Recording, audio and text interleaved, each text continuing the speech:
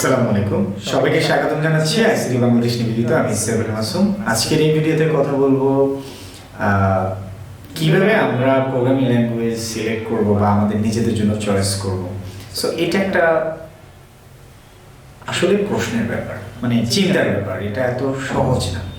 So আমরা অনেকেই programming শিখতে চাই এবং শুরুতে যখন আমরা প্রোগ্রামিং শিখতে যাই, আপনি যখন একটা কোচিং সেন্টারে যান তখন আপনাকে HTML ধরায় দিবে, অথবা সি, ইউনিভার্সিটিতে গেলে আপনাকে সি করতে হবে।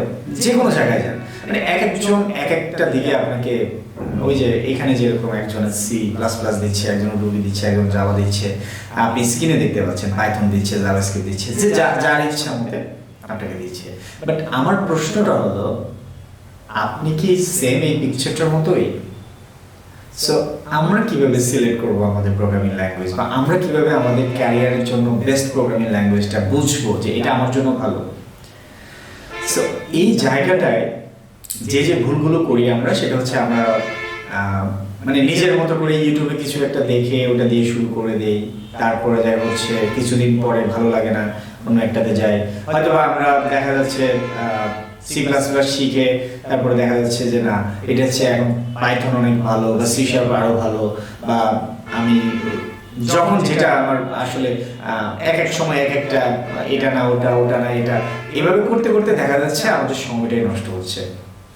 তো এখানে আমরা যেটা করব, আমরা কিভাবে সহজ ওয়েতে প্রোগ্রামিং ল্যাঙ্গুয়েজ সিলেক্ট করব, সেটার জন্য কিছু স্পেসিফিক স্থিরতা প্রয়োজন। স্থিরতা বলতে কি বোঝায়?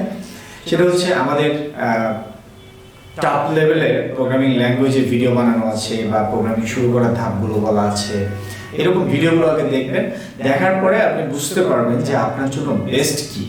সো এরকম হাউতাস করে আসলে প্রোগ্রামিং ল্যাঙ্গুয়েজ সিলেক্ট করা একটা বোকামি হবে। আপনাকে আগে এটার বেসিকটা পড়তে হবে। বেসিকটা মানে হচ্ছে এটার অ্যালগরিদমগুলো কিভাবে কাজ করে, কোন কোন প্ল্যাটফর্মে এটা কাজ করে, এবং ফিউচারে এটা দিয়ে আপনি কোন কোন ইন্ডাস্ট্রিতে কাজ করতে পারবেন, এই বিষয়গুলো আপনার আগে জানা থাকতে হবে। এই প্রোগ্রামিং ল্যাঙ্গুয়েজ আপনি কেন নিচ্ছেন, কেন শিখছেন, হ্যাঁ, 10 বছর পর আপনি এটা দিয়ে কোন কোম্পানিতে চাকরি করতে চান, বা কি কি প্রবলেম সলভ করতে চান। সো এই বিষয়গুলো আপনাকে আগে দেখতে হবে।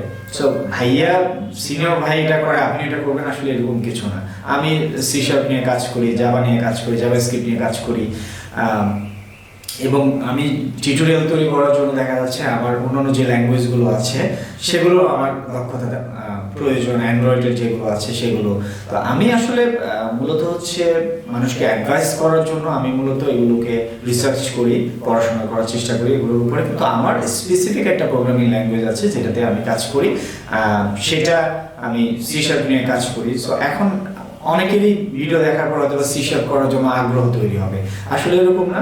আপনি আমাদের আরো এক্সিস্টিং ভিডিও আছে, জাভা দিয়ে কি করতে পারবেন, পাইথন দিয়ে কি করতে পারবেন, কোন ল্যাঙ্গুয়েজ দিয়ে কিভাবে করবেন, আগে সেটা একটু ডিসাইড দেখেন, আগে সেগুলো দেখেন, সিনিয়রদের সাথে কথা বলেন, তারা কে কোন পেশায় কি করছে, কোন ল্যাঙ্গুয়েজ শিখে কিভাবে সে আগাচ্ছে, বিষয়গুলো একটু স্টাডি করে দেন, আপনি চয়েস করবেন আপনার জন্য বেস্ট কোনটা হবে।